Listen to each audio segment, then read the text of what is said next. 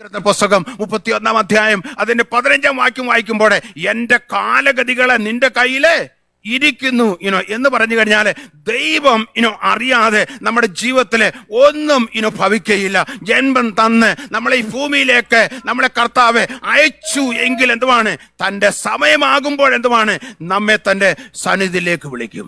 Hallelujah. പലപ്പോഴും നമ്മള് മരണത്തെ കുറിച്ച് ചിന്തിക്കുമ്പോൾ എന്തുവാണ്, ഹല്ലേലൂയ വിളിക്കുവെന്ന് തിരികെ കർത്താവിന്റെ സമയത്ത് തിരികെ വിളിക്കുവെന്ന് പറയുമ്പോൾ ചിലപ്പോഴെന്തുവാണ് അതിന് മരണം അല്ലെങ്കിൽ മടക്കയാത്ര അല്ലെങ്കിൽ കടന്നുപോക്ക് എന്നൊക്കെ വിളിക്കാം. എന്നാൽ എന്നെയും നിന്നെയും കർത്താവ് ഏൽപ്പിച്ചതായ ചില കാര്യങ്ങള് വിശ്വസ്തയോടെ മരണത്തെ ഭയപ്പെടാതെ വിശ്വസ്തയോടെ ചെയ്തു തീർക്കുവാൻ കർത്താവ് നമ്മളെ കുറിച്ച് ആഗ്രഹിക്കുന്നു. ഹല്ലേലൂയ. ആരും മരണത്തെ ഭയപ്പെടേണ്ടത് ആവശ്യമില്ല. കർത്താവ് തന്നത് വിശ്വസ്തയോടെ ചെയ്ത് തീർക്കുവാനുള്ളതായ ഒരു ഹല്ലേലൂയ വലിയ താല്പര്യം, ഒരു തീഷ്ണത എന്നിൽ നിന്നിൽ ഉണ്ടെങ്കിൽ അത് ചെയ്ത് തീർത്തെന്തുവാണ് കർത്താവിന്റെ സമയത്ത് മാത്രമേ കർത്താവ് എന്നെയും നിന്നെയും വിളിക്കുകയുള്ളൂ.